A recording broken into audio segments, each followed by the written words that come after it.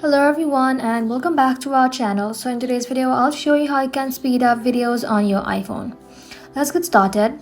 So for that, first of all, you have to go ahead and simply open up your App Store and then download a third-party application that's called CapCut. Once you source your CapCut, simply download it in your mobile device. Once it is installed, head back to your home screen, open up your CapCut. Inside here, you need to go ahead and tap on New Project. Select the video you would like to speed up. Then you need to go ahead and tap on Add. Now once you're inside here, you have to go ahead and simply click on the video inside your timeline. Then inside here, you will then be able to find speed option. Simply select it and then tap on normal. Now inside here, you will have to go ahead and simply increase the speed of the video. Once it is done, you need to go ahead and tap on this tick mark. Just like that, as you can see, it says the speed right over here. Let's go ahead and simply play it. And that is how you can speed up videos on iPhone.